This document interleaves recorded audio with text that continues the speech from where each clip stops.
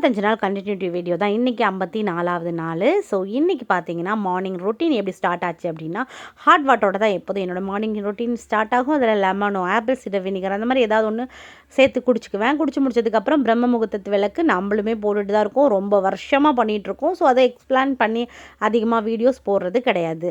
அதுக்கப்புறம் பார்த்திங்கன்னா நம்மக்கிட்ட சோப் மேக்கிங் கிளாஸ்க்கு டைரெக்டாக வராங்க அப்படின்னு தெரிஞ்சிச்சுன்னா, என்னோடய மார்னிங்கே நான் ஃபஸ்ட்டு ஆஃபீஸ் ரூமுக்கு வந்து என்னென்ன பொருள் இருக்குது இல்லை எல்லாத்தையுமே அரேஞ்ச் பண்ணி வைக்கிறது. ஏன்னா அவங்க வந்து கிளாஸ்க்கு வராங்கிறப்போ எந்த பொருளுமே இல்லாமல் இருக்கக்கூடாதுங்கிறதுனால டக்குன்னு எது தேவையோ அது எல்லாமே முன்னாடி அரேஞ்ச் பண்ணி வச்சுட்டு அதுக்கப்புறம் தான் நான் குழந்தைங்களுக்கு சாப்பாடெல்லாம் செஞ்சு ஸ்கூலுக்கு அனுப்புகிற வேலையை பார்ப்பேன். ஃபஸ்ட்டு மார்னிங் வந்தோடனே இங்கே வந்துட்டு இந்த முருகனுக்கு ஒரு குட் மார்னிங்கை போட்டு அந்த மார்னிங்கை ஸ்டார்ட் பண்ணாலே அன்னைக்கு டே எப்படி போகுதுன்னே தெரியாது. அவ்வளோ ஒரு சூப்பராக போகும். இதுதான் என்னுடைய ஒர்க் பிளேஸு. எனக்குன்னு இப்போ ஒரு ஒர்க் பிளேஸ் இருக்கிறதுனால என்னால் ரொம்ப பீஸ்ஃபுல்லாக வீட்டில் இருக்கக்கூடிய எந்த திங்ஸுமே டிஸ்டர்ப் பண்ணாமல் என்னால் ஒர்க் பண்ண முடியுது. ஸோ அட்டை டப்பா கொஞ்சம் கச்சகச்சன்னு தான் இருக்கும். ஆனால் அட்டை டப்பா இல்லாமல் ஒன்றுமே பண்ண முடியாது. நம்மளுக்கு எல்லா கொரியர் அனுப்புறதுக்கும் ஒரு 2 சோப்பு வாங்கினா கூட அட்டை டப்பாவை நான் கட் பண்ணி இடையில வச்சு தான் அனுப்புகிறேன். அது மட்டும் இல்லை, பாக்ஸஸ் நிறையா சோப்பு மோல்டு அதெல்லாமே தேவையானது எல்லாமே கரெக்டாக ஒதுக்கி வச்சுருக்கேன்னா அதே மாதிரி எல்லா திங்ஸுமே இருக்கா அப்படிங்கிறது ஒரு கிளான்ஸ் ஃபுல்லாக பார்த்துட்டு தாங்க நான் கிளாஸ் ஸ்டார்ட் பண்ணுறதுக்கே ஆரம்பிப்பேன். ஏன்னா அந்த நேரத்தில் ஏதாவது இல்லை அப்படின்னா டக்குன்னு போய் வாங்கி வச்சிடலாம் அப்படிங்கிறதுக்காக தான். ஸோ அன்றைக்கி அந்த கிளாஸ்க்கு வந்திருந்தவங்க ரொம்பவே சூப்பராக கிளாஸ் கற்றுட்டு போயிருந்தாங்க. ஸோ அவங்களோட ஃபீட்பேக் எப்படின்னா, மறுபடியும் அவங்க சோப் செஞ்சு இப்போ சேல் பண்ணுற அளவுக்கு செஞ்சிட்ருக்காங்க. அதுக்கப்புறம் பார்த்திங்கன்னா நம்மளுக்கு அவங்க கிளாஸ் முடிச்சுட்டு போனதுக்கப்புறம் நம்மளுக்கு நிறைய வேலை இருந்துச்சு. அதில் முக்கியமான வேலை நாள் செஞ்சுருந்தேன் 24 ஹவர் சோப்பு சேலுக்கு நான் பார்சல் பண்ணணும். அதுக்காக அன்மோல்டு பண்ணி கட் பண்ணி 100 கிராம் எடுத்து வச்சுட்ருக்கேன். இது பார்த்திங்கன்னா 24 ஹவர் சோப்பு தான். அதில் வந்து பிளைன் மஞ்சிஸ்தா மட்டும் போட்டு பண்ணியிருக்கோம்.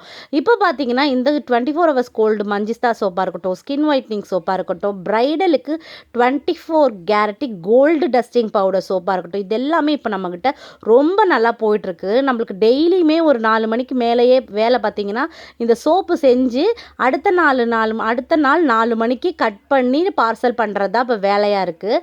ஸோ உங்களுக்குமே இந்த மாதிரி கோல்டு ப்ரெஸ்ஸஸ் இந்த மாதிரி சோப்பு யாருக்கு யூஸ்ஃபுல்லாக இருக்குன்னா, ரொம்ப சென்சிட்டிவாக இருக்குது, எந்த சோப்பு போட்டுமே எனக்கு ரிசல்ட் இல்லை அப்படிங்கிறவங்களுக்கு 50% நீங்கள் என்ன பொருள் கேட்குறீங்களோ அந்த பொருளை எல்லா இடத்துலையும் 2 கிராம் 3 கிராம் அந்த மாதிரி தான் போடுவோம். நம்மளுக்கு 50% இந்த பொருளை இதோட சேர்த்து நாங்கள் பண்ணி கொடுக்கறதுனால இது வந்து ஸ்கின் ஒயிட்னிங் சோப்பு. அதையுமே அன்மோல்டு பண்ணி பேக்கிங்காக எடுத்து வச்சுட்ருக்கேன். அதுக்கு முன்னாடி பார்த்தீங்கன்னா இதெல்லாமே 24 ஹவர்ஸ் கோல்டு ப்ராசஸ் தான். ஸ்கின் ஒயிட்னிங் சோப்பு எடுத்து மோல்டு ஊற்றி நம்ம மூடி வச்சுருக்கோம். இது பார்த்திங்கன்னா மஞ்சிஸ்தா சோப்பு. ஸோ சொன்னேன் இல்லையா, நம்மளுக்கு மஞ்சிஸ்தா சோப்பு அதிகமாக ஆர்டர் வந்துகிட்டே இருக்குது. அதுவும் இந்த 24 ஹவர்ஸ் கோல்டு ப்ராசஸில் ரொம்ப அதிகமாக வந்துட்டுருக்கனால நம்ம இதை செய்கிறது, ஊற்றி வைக்கிறது, மூடி வைக்கிறது, கட் பண்ணுறது நம்மளுக்கு 4 மணிக்கு மேலே 6 மணி வரைக்கும் இதுதான் வேலை. 6 மணிலேருந்து 9 மணி வரைக்குமே கொரியர் போட ஆரம்பிச்சிருவோம். அது முடிஞ்சிச்சு அப்படின்னு நினச்சா மறுபடியுமே கல்யாண பொண்ணு வந்து 24 ஹவர்ஸ் கோல்டு ப்ராசஸ்லையே மஞ்சிஸ்தா போட்டு skin whitening kojic acid powder போட்டு 24 ஹவர்ஸ் கோல்டு டஸ்டிங் பவுடர் போட்டு இந்த சோப்பு கேட்டிருந்தாங்க.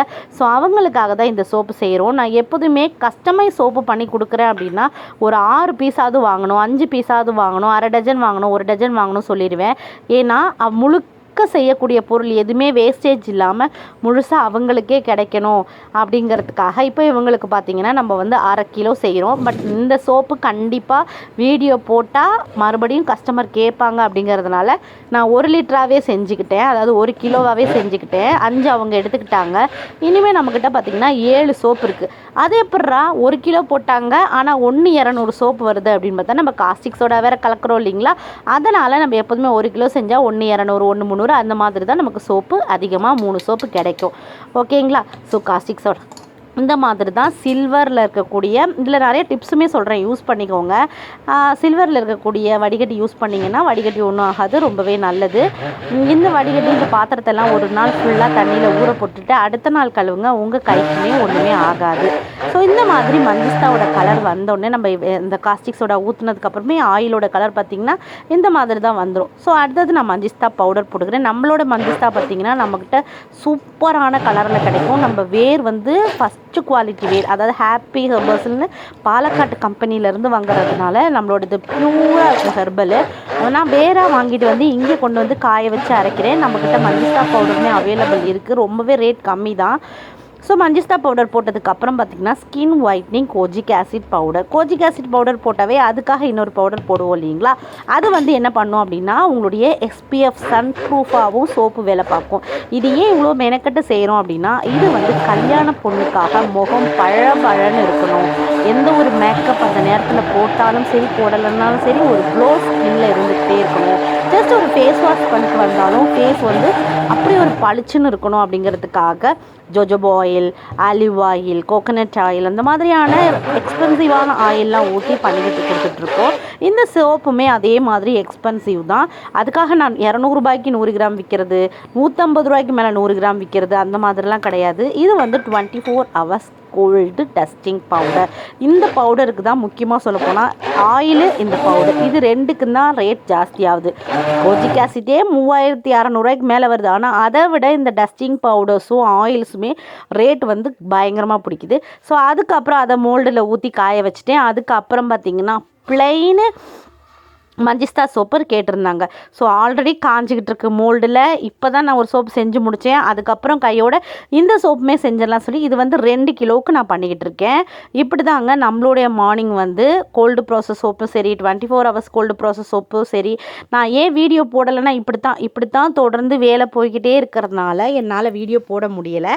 பட் நான் இப்போ ஒரு குறிக்கோள் எடுத்திருக்கேன், தெரியும் இல்லைங்களா, 55 நாட்களுக்கும் 55 வீடியோ போடணும். அந்த 55 வீடியோவில் உங்களில் எல்லாருக்குமே மோட்டிவேட்டான விஷயங்கள் கொடுக்கணும், உங்களையுமே நம்மளோட பிஸ்னஸ் கூட ஜாயின் பண்ணிக்கணும், கிளாஸஸ் எடுக்கணும், அதே மாதிரி ரீசெல்லர்ஸை உருவாக்கணும், இல்லை நம்மளோட ப்ராடக்ட்டை யூஸ் பண்ணி இந்த அளவுக்கு நம்ம ஒரு ஹைஜீனிக்காக எப்படி பண்ணுறோங்கிறதையும் சொல்லி பண்ணிக்கிட்டு இருக்கோம்.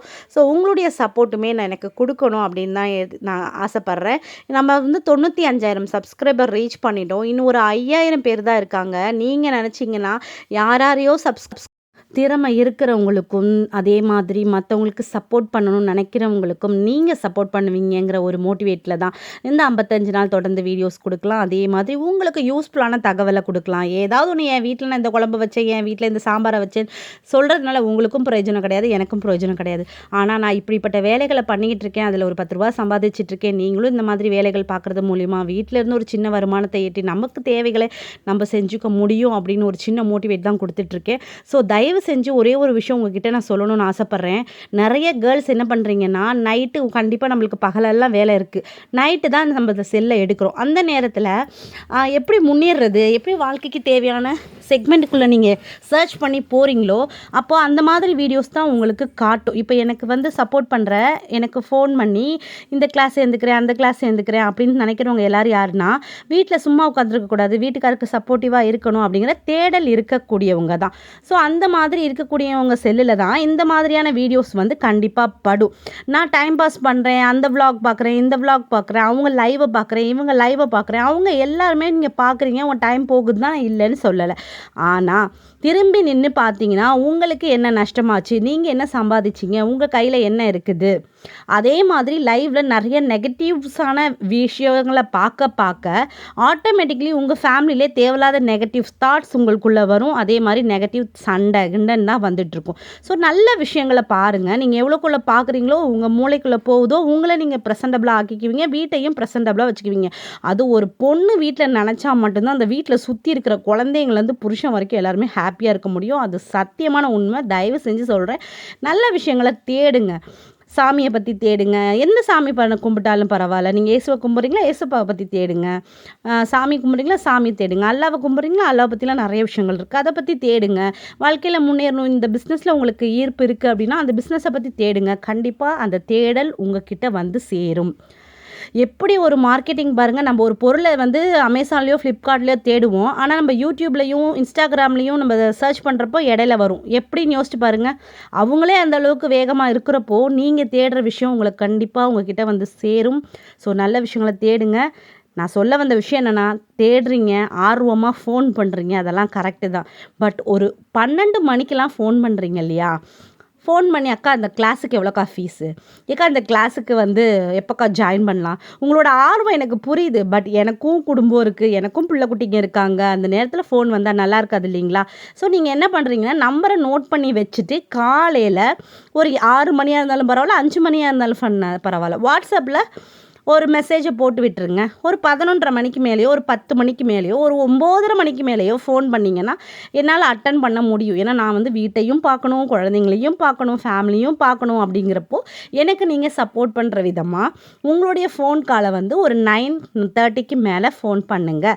மெசேஜ்னால் எனக்கு பிரச்சனையே கிடையாது. எப்போ வேணால் வாட்ஸ்அப்பில் மெசேஜ், அது நீங்கள் 1 மணி 2 மணிக்கு நீங்கள் மெசேஜ் பண்ணுறதுனாலும் பண்ணி வச்சுருங்க.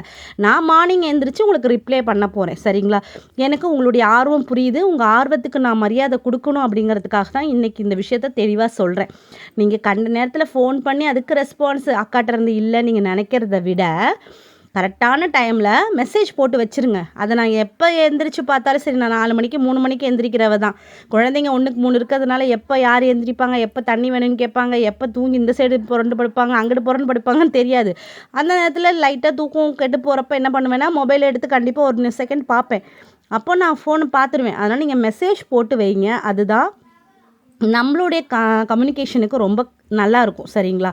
ஃபோன் அந்த நேரத்தில் பண்ணுறது வந்து கண்டிப்பாக வந்து ஒரு நல்லா இல்லை. உங்களுக்கும் மரியாதைத்துவமா இல்லை, எனக்கும் மரியாதைத்துவமா இல்லை. ஸோ ஃபோன் வந்து கண்ட நேரத்தில் பண்ணாதீங்க.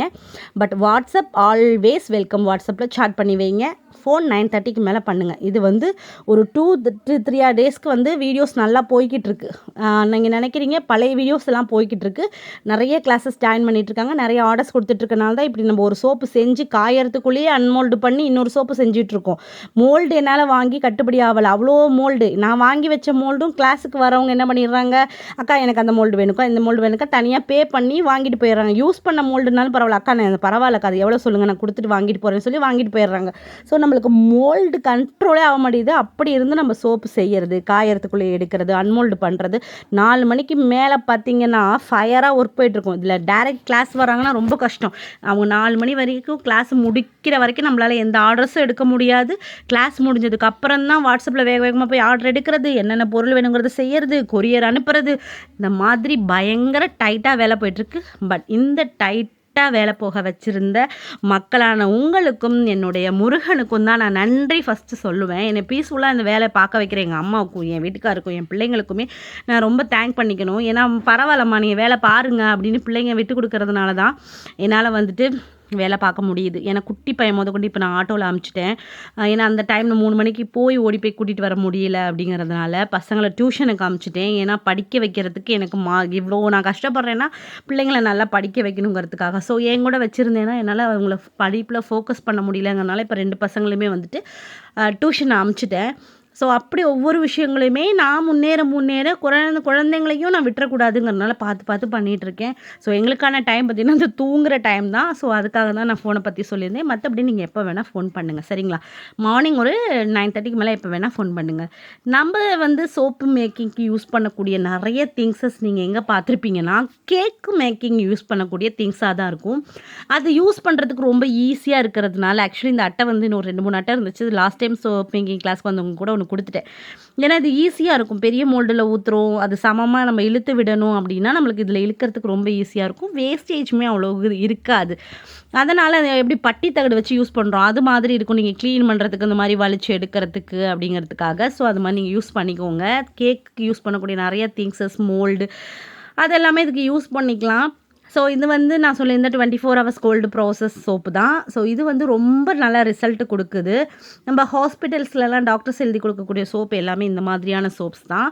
நம்மளுடைய பிஸ்னஸ் அடுத்த முன்னேற நான் என்ன பண்ணிகிட்ருக்கேன் அப்படின்னா இன்னும் விஷயங்களை கற்றுக்கிறத என்னோடய ஸ்டூடெண்ட்டுக்கு சொல்லி கொடுத்துட்ருக்கேன். இந்த லைசன்ஸ் எடுக்கணும், இந்த லேப் டெஸ்ட் கொடுக்கணும், இந்த பவுடர் கிடையாது, இந்த ஜூஸ் கிடையாது, இந்த பேஸ் கிடையாதுன்னு சொல்லி ஒன்றுமே நான் எப்படி தரமாக யூஸ் பண்ணிகிட்ருக்கேனோ அதே தரமாக தான் நான் உங்களுக்கு கொடுத்துட்ருக்கேன். இது முடிச்சதுக்கு அப்புறம் பார்த்தீங்கன்னா கோல்டு ப்ராசஸில் பப்பாயா ஜூஸ் சோப்பு கேட்டாங்க. இது வந்து மெல்டன் போர், ஓகேங்களா? ஸோ மெல்டன் போரில் 24 hours கிடையாது, இது மெல்டன் போர். இதில் வந்து பப்பாயா ஜூஸ் போட்டு கேட்டாங்க. ஸோ அதுவுமே வந்து 12 சோப்பு அப்படிங்கிறனால அதையுமே முடித்து அதை நான் காஞ்சிரும் சீக்கிரம் 2 மணி நேரத்தில் காஞ்சிருமா. நான் 6 மணிக்கு இதெல்லாம் முடிச்சிட்டேன்னா எனக்கு இதெல்லாம் வந்து நான் டக்கு டக்குன்னு கொரியர் போட்டுருவேன். இதெல்லாம் பார்த்திங்கன்னா பேஸுமே நம்ம சேல் பண்ணுறோம். இது எல்லாமே நல்லா ப்ரீமியமான base, fragrance oil, essential oil எல்லாமே நம்மக்கிட்ட இருக்குது. இது எல்லாமே ஒவ்வொரு கஸ்டமருக்கு எடுத்து வச்சுருக்கேன். இதுக்கப்புறம் 9:30 9:40 வரைக்குமே வந்து 9:45க்கு கொரியர்கார் வருவார். அது வரைக்குமே நான் இழுத்து பிடிச்சி கொரியர் எவ்வளோ போட முடியல, ஒரே ஒரு விஷயம் நின்று இதை ஒட்டிக்கிறேன்னு இதை எழுதிக்கிறேன்னு அப்படி சொல்லி எல்லா கொரியருமே போட்டு முடிச்சிருவேன். இப்படி தான் என்னோடய கொரியர் போகும். சில பேர் பேஸ் வந்து ஒரு 5 கிலோ 10 கிலோ கூட வாங்குவாங்க. இது நம்மள்ட்ட ஷியா பட்டர் இருக்குது, கோட் மில்க் இருக்குது, கிளிசரிங் இருக்குது. கிளிசரிங்கோட ப்ரீமியம் பேஸ் கலந்து போட்டால் தான் சோப்பு கல் மாதிரி இருக்கும், நல்லா நுர வரும், சோப்பு சீக்கிரம் கரையாது. ஓகேவா? அப்புறம் எல்லா கொரியரும் போட்டு முடிச்சதுக்கப்புறம் அப்பாடான்னு சொல்லிட்டு என்ன பண்ணுவேன்னா, சில நாள் நைட்டு வந்து தோசை ஊற்றி சாப்பிடுவோம், சட்னி இட்லி சாம்பார் ஏதாவது இருந்துச்சுன்னா. அப்படி இல்லைன்னா இவ்வளோ வேலை முடிச்சதுக்கு டயர்டாக இருக்குமா, ஸோ ஹோட்டலில் வாங்கி சாப்பிட்ற நிலமை தான் இப்போ அடிக்கடிங்கிறதுனால நான் இட்லி அந்த மாதிரி இடியாப்பம் ஆப்பம் அந்த மாதிரி கொஞ்சம் ஹைஜீனிக்காக சாப்பிட்டுக்கலாம். ஹைஜீனிக்காங்கிறத விட சீக்கிரம் செரிமானம் பண்ணுறது, ஏன்னா ஹோட்டலில் திங்கிறோங்கிறதையும் கொஞ்சம் நல்லதாக சாப்பிட்டுக்கலாம் சொல்லி அந்த மாதிரி ஏதாவது ஆர்டர் பண்ணியோ இல்லை நான் போய் வாங்கிட்டு வந்து சாப்பிட்டு